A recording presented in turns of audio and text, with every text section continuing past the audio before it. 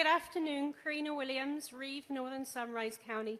Prime Minister, I would like to know if you have been in person to the North Peace region of Alberta to actually see our oil and gas industry.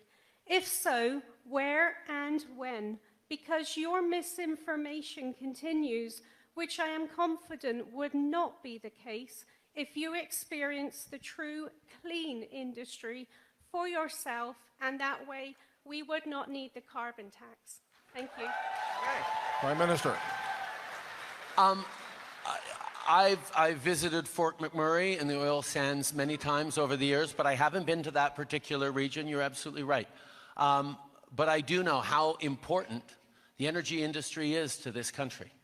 And I say energy writ large because oil and gas has been a strong driver of the national economy for many, many decades. When Alberta does well, Canada does well. And that's just a basic truth. And that's something that we need to make sure we're continuing. The issue, though, excuse me, ma'am, the issue is that the world is choosing to reduce its carbon emissions right now. Investment is flowing where carbon emissions are being reduced.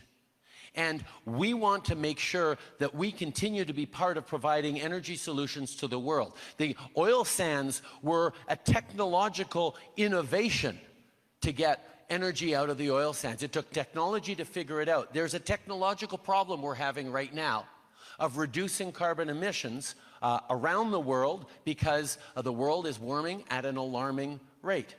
We need to respond to the challenges of climate change, and quite frankly, we need to make sure that the energy industry in Alberta is not just able to reduce its emissions, but able to innovate so there are more good jobs for Albertan energy workers for decades to come, even as the world becomes less reliant on oil and gas. That is the situation we're facing right now. It's not me who's decided that the world is changing the way we consume energy. That's happening. And if Alberta and Canada are going to be part of that transformation and indeed benefit from continuing to provide energy to the world, we have to continue to invest in transforming and reducing our emissions while we continue to provide energy to the world. And the price on pollution, the carbon tax, is an important part of that.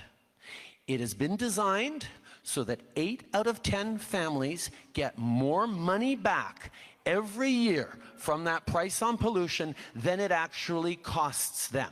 That's the core math of it. It's a way of driving down our emissions while we prepare for a stronger economy of the future. And I know Albertans want to protect our environment for future generations like all Canadians do, and that's what we're going to continue to do together. Thank you very much.